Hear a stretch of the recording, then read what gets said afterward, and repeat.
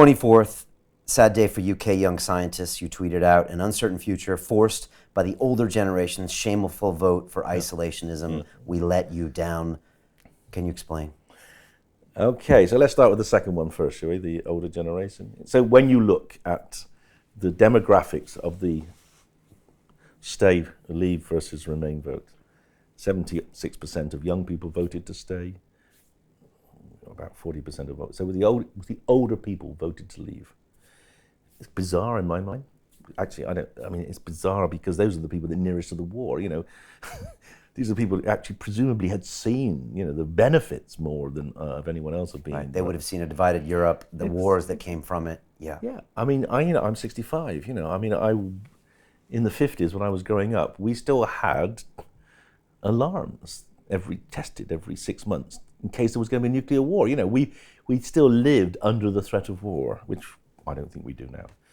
But but it was anyway. For whatever reason, the older generation are the people that voted us to pull out of Europe. And I'm not sure old people should be allowed to vote. I don't see why my vote should destroy my children and my grandchildren's futures. I kind of feel that perhaps when people get over 65, they should not be allowed to vote because they've had their say. It's not, they don't deserve to have the influence of future. So I think we did let them down. I think we have let them down. I think, if it was just young people, they would have voted to stay in.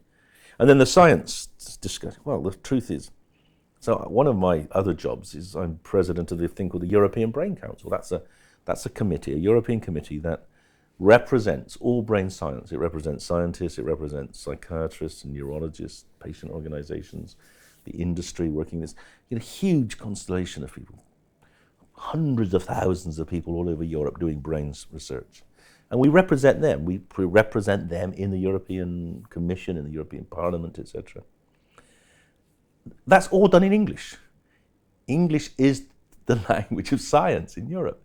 So British scientists are the leading winners of European grants. British scientific expertise is what European science is it's sort of aligned to British science. Why would, we have this enormous reach, this enormous influence and benefit. And now, look, I got in my group, I have 2 Dutch people, I have an Israeli, I have a Chilean, I have Portuguese. These people are terrified now. Can they stay doing the research in Britain? Well, probably not. They'll probably have to go back to their own countries. So the talent that I brought in and trained up.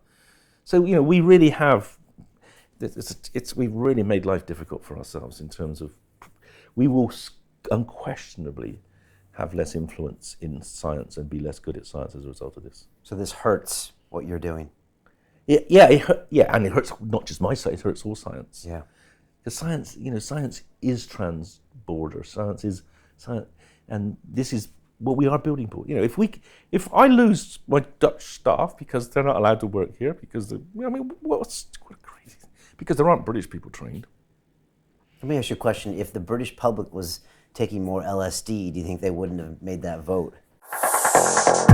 Continue watching this fascinating conversation for free by clicking on the link below to visit our website, learn from the best minds in the world, and connect with a community of passionate people building the best versions of themselves. Just click on the link below, and I'll see you on the inside.